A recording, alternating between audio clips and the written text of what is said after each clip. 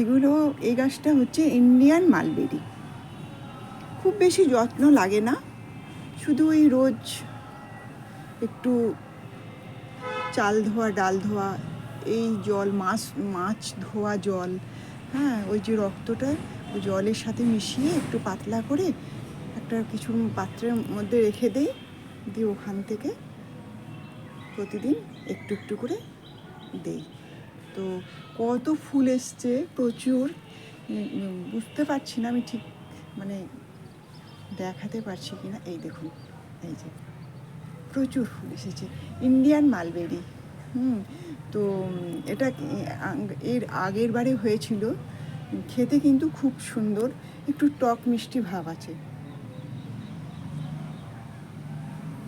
এই যে, এই যে প্রচুর হয়ে আছে, প্রচুর। এই যে টবটা দেখাচ্ছি, ছোট্ট টব।